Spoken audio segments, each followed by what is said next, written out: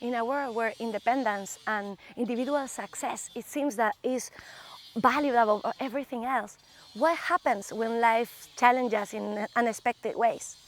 Hello, I'm Luz Oliz from Evolving Education, and I recently experienced one of the most challenging situations of my life. Our house got burned down. As well, you can see a little bit here now, it's a little bit on reconstruction process.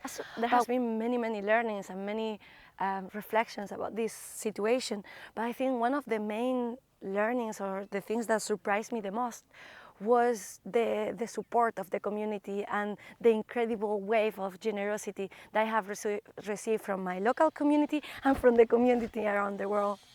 So I have to really say thank you very much for your support, for your words, for your help in the crowdfunding campaign, for all the people that are organizing and doing things.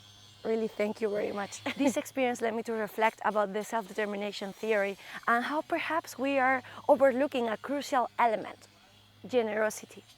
What if true personal fulfillment does not come only from meeting the three basic needs that the self-determination theory established, which is autonomy, competence, and relatedness, but also from our ability to give and receive? So the self-determination theory established that there are three main universal basic human needs, which are essential for the well-being of individuals. The first one is autonomy, the need to feel agent of one's own life, to make decisions and to have control over the actions that we are doing and that we decide to do.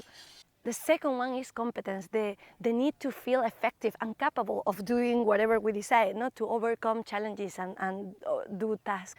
And the third one, relatedness, the need to feel connected and to have meaningful relationship with others.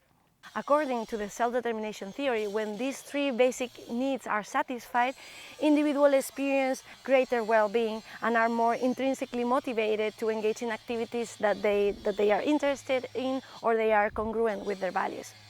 On the opposite hand, when these needs are not met, it can result on that decrease on their well-being and increase of dependence on the external motivation, so a motivation that comes from extrinsic rewards and punishments. These three needs are considered universal and essential for human well-being and are fundamental in fostering intrinsic motivation. So what is intrinsic motivation? That's the motivation that comes from within, the one that we do ourselves without the anticipation of any external rewards. And how are these basic needs related to intrinsic motivation? So when people feel that they have control over their own actions and decisions, they are more likely to be intrinsically motivated to carry that activity. When they feel capable and competent in carrying out that activity, it increases their intrinsic motivation. And people are more motivated when they feel that their relationships are authentic and they are supported by other people.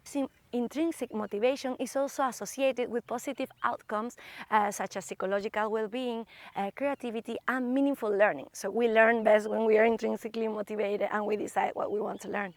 Therefore, meeting these basic human needs not only promotes our intrinsic motivation but also well-being, and that process and it leads to personal development. However, going a bit farther and researching about indigenous communities and indigenous knowledge, I came across to something else. I came across something interesting. So these indigenous communities consider teaching and learning in different ways.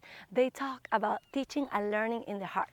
Let's say that within the Western schooling system, we focus on teaching the mind, while they prefer to talk about teaching the heart, learning that occurs inside the person.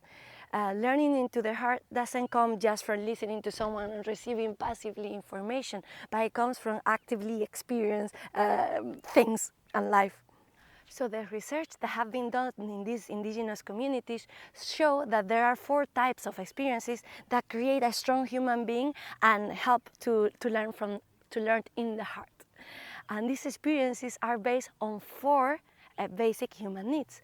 And guess what were the conclusions they came to? The first one, knowing that you are significant. Indigenous ancestors knew that belonging lets you to know that you are important. Community, kinship, and relationships matter. Connection, inclusion, and trust are fundamental to learning. The second one, knowing that you are competent. Indigenous ancestors knew that mastery is how you experience what you know. They also understood that everyone has the desire to succeed and discover what they are capable of. So experiential learning and doing things for oneself is key to learning. The third one, knowing that you are powerful on the inside. Indigenous ancestors knew that autonomy and self-responsibility are true goals of transmitting knowledge. Confidence, self-control, and optimism come from being autonomous and empowered to do whichever thing you decide to do.